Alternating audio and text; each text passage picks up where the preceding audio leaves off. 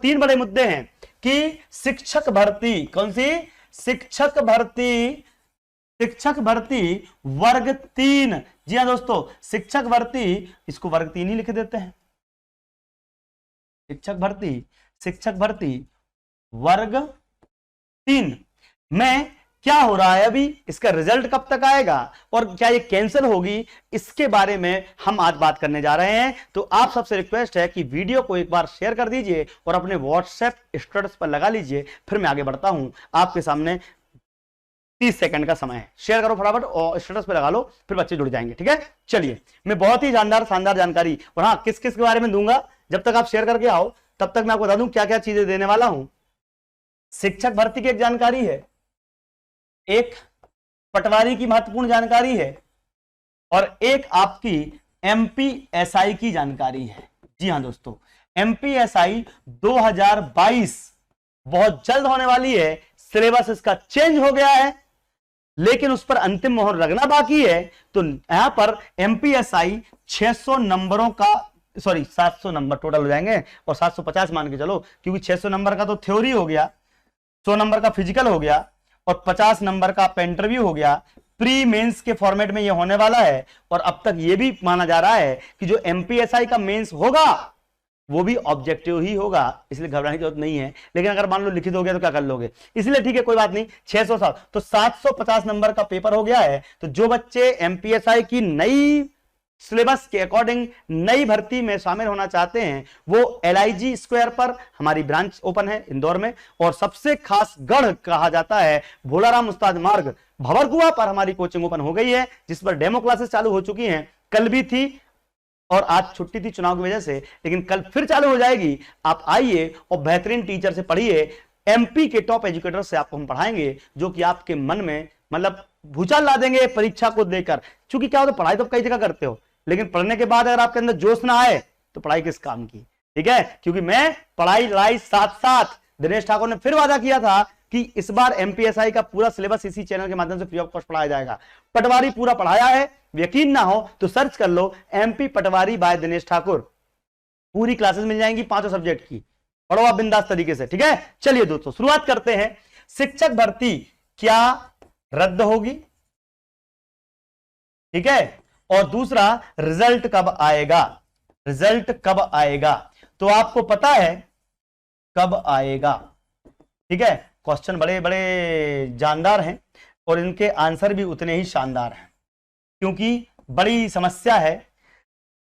मैं छोटी सी बात कहना चाहूंगा, 2 लाइनें गा के सुनाना चाहूंगा, अगर समझ में आए तो सुनिएगा। जाने किस की हमें लग गई है नजर, इस सफर में ना अपना ठिकाना रहा। कहने का मतलब यह है कि पता नहीं मध्य प्रदेश की कुछ भर्तियों को कई दिनों से, कई सालों से नजर लग चुकी है। अगर परीक्षा हो भी जाती है तो रिजल्ट नहीं आता है। अभी परसों हम कलेक्ट्रेट गए थे, कलेक्ट्रेट में ज्ञापन देकर आए, और किसके लिए देकर आए, एक ऐसी रेपुटेड परीक्षा जिसका सपना होता है कई छात्र छात्राओं का, MPPSC। जी हाँ दोस्तों, MPPSC में गड़बड़ी को लेकर, अब बोले सर MPPSC में घोटाला हुआ क्या, नहीं, MPPSC में गड़बड़ी का मतलब यह था कि MPPSC के जो पेपर हैं वो कभी भी जिंदगी में मतलब 5-6 साल तो हो गए हमको देखते देखते, सही नहीं आ रहे। क्वेश्चन कैंसिल करेंगे, क्वेश्चन हटाए जाएंगे, विवादित प्रश्न पूछने का तो उनका चलन बन गया है। मतलब लग जाए, मेरे को मिल जाए कभी वो पेपर सेट करने वाला, उसको इतना लताड़ू मैं सही बता रहा हूं, मैं मिल जाए मुझे वो कौन व्यक्ति है। मैं गया था पता करने की, बेटा बताओ कौन है सर, उसको वो कर दिया, ये कर दिया, वो कर दिया। भैया उनको हटाना या उनको क्या बोलते हो सस्पेंड करना, ये कोई सोल्यूशन थोड़ी है। बच्चे की जिंदगी का सवाल है। 5-5, 6-6 साल बच्चा पढ़ाई करता है, दिन रात एक करता है, मां बाप के पैसे बर्बाद करता है, और उसके बाद परीक्षा देता है, और उसके बाद परीक्षा कैंसिल हो जाती है। मेंस की पेपर कैंसिल कर दिया यार पुराना, सोचो आप। प्री देकर आओ, पता चलता है कि 10 से 12 क्वेश्चन तो गलत है साहब। मतलब बच्चा अभी भी सख्ते में है आंसर किए आने के बाद भी, क्योंकि आपत्ति लगवानी है, पैसा कमाना है, धंधा बना लिया है यार। भाई धंधा है तो धंधे वाले बन जाओ, मैं तो बोलता हूं।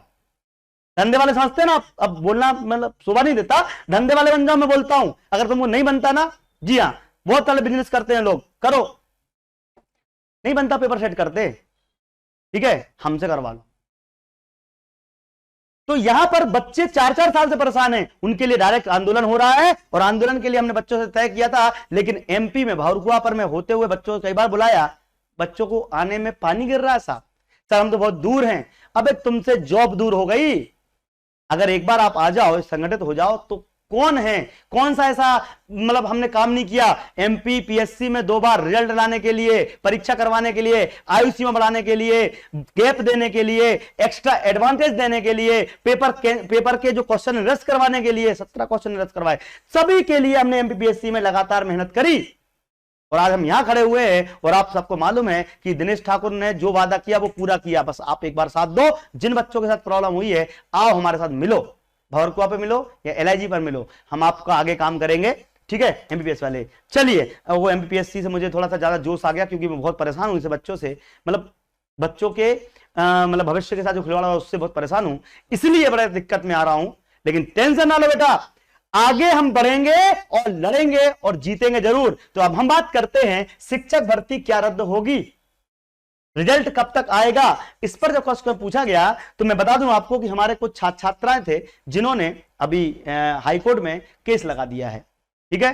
क्यों केस लगाया आपको पता होगा कि जब हम आंदोलन करने गए कि सर घोटाला हुआ है, पहली बार में तो पीबी ने मना कर दिया, मैं खुद चेयरमैन से मिलने गया था और आपको पता होगा उन्होंने मना कर दिया कि कोई घोटाला नहीं हुआ।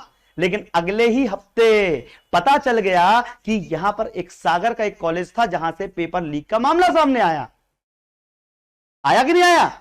अब जब पेपर लीक का मामला सामने आया तो इसकी जांच और गवर्नमेंट से हमने बात की कि सर देखो आपको हमने चुना है, तो हम इसलिए चुनते हैं आपको क्योंकि आप हमारी जनता की हमारी सहायता करें, छात्रों की सहायता करें।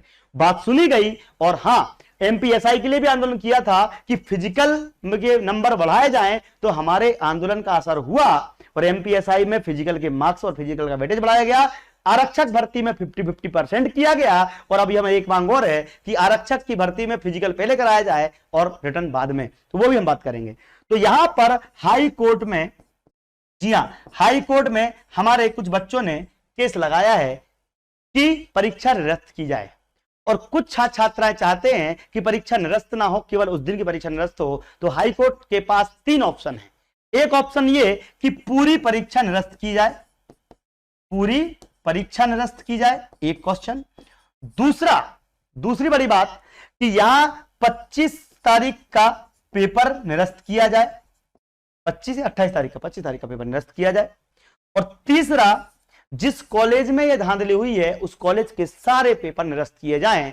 तो इन 3 तरीके से, लेकिन मैं पाठक सर को बुलाना चाहूंगा, अगर छात्र छात्राएं जो भी चाहते हैं आंदोलन से संबंधित, आंदोलन हम फिर से करने तैयार हैं। पाठक सर आपको जवाब देंगे, 5-10 मिनट आपको पूरा देना है। इस वीडियो को एक बार और स्ट्रेस पे लगा लो, जोर से बिल्कुल लगा दो, क्योंकि ये सैलाब है, जब तक नहीं थमेगा तब तक बच्चों को न्याय नहीं मिलेगा, ठीक है। मैं अगेन बोल दूंगा आप सभी को कि न्याय हम दिलवा के रहेंगे। और अगर आप चाहते हैं पूरी परीक्षा निरस्त हो, या केवल 25 तारीख की हो, या उस कॉलेज की निरस्त हो, आप लोगों से एक सर नंबर देंगे, उस पर आपको व्हाट्सएप करना है, उस पर आपको व्हाट्सएप कर देना है। सुरेंद्र पाठक सर का नंबर रहेगा वो, उस पर आप व्हाट्सएप कर दो, ठीक है। कि ABC मैं नंबर ऑप्शन दे देता हूं आपको, ठीक है, ऑप्शन दे देता हूं। अच्छा एक बात बता दूं मैं आपको कि आप LIG और भाउरकुआ चौराहे पर आके हमसे मिल भी सकते हो। जब भी आपको मिलना हो, भाउरकुआ पर आपको टाइमिंग दे देता हूं, दोपहर 2 से 3, 1 घंटा वहां मिलूंगा। और अगर LIG में मिलना हो तो दोपहर में 11 से 12, ठीक है।